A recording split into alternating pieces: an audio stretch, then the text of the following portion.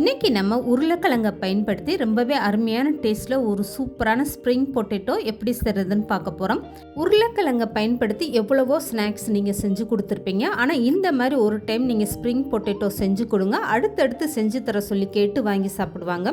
அந்த அளவுக்கு அருமையான டேஸ்ட்டாக இருக்கும். ஹலோ ஃப்ரெண்ட்ஸ், வெல்கம் டு சமே டிலைட்.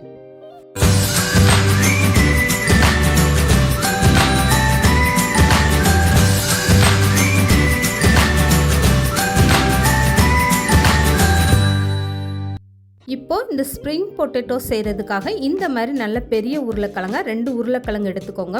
உங்களுக்கு எந்த அளவுக்கு இந்த ஸ்நாக்ஸ் வேணுமோ அதுக்கேற்ற மாதிரி நீங்கள் உருளைக்கிழங்கு அளவு கூடுதலாகவோ குறைச்சோ எடுத்துக்கோங்க. இப்போ இந்த ஸ்ப்ரிங் பொட்டேட்டோ செய்கிறதுக்காக இந்த மாதிரி ஒரு நீளமான ஸ்டிக் எடுத்துக்கோங்க. உருளைக்கிழங்கை நல்லா கழுவிட்டு இதுக்கப்புறம் உருளைக்கிழங்குல இந்த மாதிரி நடுப்பகுதியில் நீங்கள் இந்த ஸ்டிக்கை வச்சுட்டு உருளைக்கிழங்கை கையில் நல்லா டைட்டாக பிடிச்சிட்டு இந்த மாதிரி நல்லா திருவிட்டே வாங்க. இந்த சைடு உள்ள குச்சி இந்த மாதிரி வெளியில் வரணும். இந்த மாதிரி நடுப்பகுதியில் நீங்கள் உருளைக்கிழங்கை கொண்டு வந்துட்டு இதுக்கப்புறமா கத்தி வச்சுட்டு இந்த மாதிரி லேசாக அப்படியே கட் பண்ணிகிட்டே வாங்க.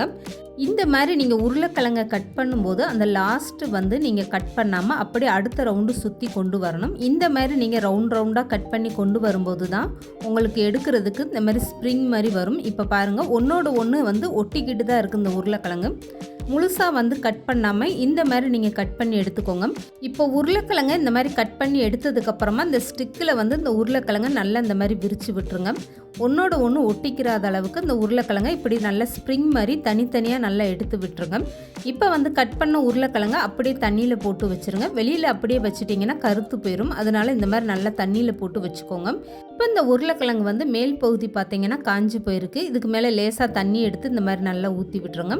இப்போ நல்லா தண்ணியை வடிச்சிட்டு இந்த உருளைக்கிழங்கை வெளியே எடுத்து வச்சுருங்க. இதுக்கப்புறமா இந்த உருளைக்கிழங்குக்கு மசால் தயார் பண்ணிடலாம். இதுக்காக ஒரு அகலமான பாத்திரத்தில் 1/4 கப் அளவுக்கு அரிசி மாவும் 1/4 கப் அளவுக்கு கார்ன்ஃப்ளவர் மாவும் சேர்த்துக்கோங்க. 1 ஸ்பூன் அளவுக்கு தனி மிளகாய் தூள் சேர்த்துக்கோங்க. 1 ஸ்பூன் அளவுக்கு கரி மசாலா தூள் சேர்த்துக்கோங்க. இப்போ இந்த மாவுக்கு தேவையான அளவு உப்பு சேர்த்துக்கோங்க. இப்போ 1 ஸ்பூன் அளவுக்கு காஷ்மீரி சில்லி பவுடர் சேர்த்துக்கோங்க. இப்போ இது எல்லாமே சேர்த்ததுக்கப்புறம் ஒரு டைம் நல்லா கலந்து கொடுத்துருங்க. இதுக்கப்புறமா கொஞ்சம் கொஞ்சமாக தண்ணி சேர்த்துட்டு தோசை மாவு என்ன பக்குவத்தில் இருக்குமோ அந்த மாதிரி நீங்கள் இந்த மாவை நல்லா கரைச்சி எடுத்துக்கோங்க. மாவு ரொம்ப கெட்டியாக இருந்ததுன்னா அது உங்களுக்கு பஜ்ஜி மாதிரி ஆயிரும். அதனால் இந்த மாதிரி நல்லா தண்ணியாக மாவை நீங்கள் கரைச்சி எடுத்துக்கோங்க. உருளைக்கிழங்கு மேலே இந்த மாவு அள்ளி ஊற்றும் போது இந்த உருளைக்கிழங்குல மாவு கெட்டியாக நிற்காமல் அப்படியே வடிஞ்சு வரணும். அந்த மாதிரி இருந்தால் தான் இந்த ஸ்ப்ரிங் பொட்டேட்டோ உங்களுக்கு நல்லா கிறிஸ்பியாக இருக்கும். இப்போ இந்த மாவை பாருங்கள், இந்த மாதிரி நல்லா தண்ணியாக கரைச்சி எடுத்துக்கோங்க. இதுக்கப்புறமா ஸ்ப்ரிங் பொட்டேட்டோ எப்படி பொரிச்சு எடுக்கிறதுன்னு பார்க்கலாம். இதுக்காக கட் பண்ணி வச்சுருக்க உருளைக்கிழங்குலேருந்து ஒன்று எடுத்துகிட்டு இந்த மாவுக்கு நடுவில் இப்படி வச்சுருங்க. இப்போ ஸ்பூனால் இந்த மாவை அள்ளிட்டு இந்த உருளைக்கிழங்கு முழுவதுமே படுற மாதிரி இப்படி மாவு அள்ளி மேலே ஊற்றுங்க. இந்த உருளைக்கிழங்கு ரவுண்டாக கட் பண்ணி இருக்க இடத்துல எல்லா இடத்துலையுமே இந்த மாவு படணும். நல்லா இந்த மாதிரி ஸ்பூனால் அள்ளிட்டு இந்த மாவை இப்படி மேலே எடுத்து ஊற்றி விடுங்க. இந்த மாதிரி எல்லா பக்கமும் நீங்கள் உருளைக்கிழங்கு மேலே மாவள்ளி ஊற்றும் போது தான் இந்த ஸ்ப்ரிங் பொட்டேட்டோ பொரிஞ்சு வரும்போது ஈவனாக எல்லா பக்கமும் நல்லா கிறிஸ்பியாக இருக்கும். இப்போ இதை பொரிச்சு எடுக்க எண்ணெய் சூடாக இருக்குது. நல்லா அகலமான பாத்திரத்தில் நீங்கள் எண்ணெய் சேர்த்துக்கோங்க. எண்ணெய் நல்லா போட்டதுமே பொரிஞ்சு வரணும். அந்த அளவுக்கு சூடு பண்ணிக்கோங்க. இப்போ ஸ்ப்ரிங் பொட்டேட்டோ எண்ணெயில் சேர்த்துட்டு இந்த மாதிரி ஒரு ஸ்பூனாலேயோ இல்லை கரண்டியாலோ நீங்கள் எண்ணெய் அள்ளி இந்த மாதிரி மேலே ஊற்றுங்க. ஒரு பக்கம் நல்லா செவந்து வந்ததுமே இந்த ஸ்டிக்கை கையில் பிடிச்சிட்டு அடுத்த பக்கம் திருப்பி விடுங்க. இந்த மாதிரி சுற்றி எல்லா பக்கம் நல்லா பொரிஞ்சு வர வரைக்கும் இந்த ஸ்டிக்கை நீங்கள் கையில் வச்சுட்டு இந்த மாதிரி திருப்பி விட்டுட்டே பொரிச்சுக்கிட்டு வாங்க. ஸ்டிக்கு ரொம்ப நீளமாக இருக்குன்னா நீங்கள் முனி பகுதியில் கொஞ்சமாக உடச்சி விட்டுக்கோங்க. அப்போ தான் உங்களுக்கு எண்ணெய் சட்டியில் போட்டு பொரிச்சு எடுக்க ரொம்ப ஈஸியாக இருக்கும். இப்போ பாருங்கள், இந்த ஸ்ப்ரிங் பொட்டேட்டோ எல்லா பக்கமும் நல்லா ஈவனாக செவந்து ரொம்பவே சூப்பராக வெந்து வந்துருச்சு பாருங்கள். இதுக்கப்புறம் நீங்கள் எண்ணெயை வடிச்சிட்டு வெளியே எடுத்துருங்க. எண்ணெயில் இருக்கக்கூடிய சலசலப்பெல்லாம் அடங்கி நல்லா இந்த அளவுக்கு செவந்து வரணும். அப்போ தான் உங்களுக்கு ஸ்ப்ரிங் பொட்டேட்டோ சாப்பிடும்போது நல்லா கிறிஸ்பியாக இருக்கும்.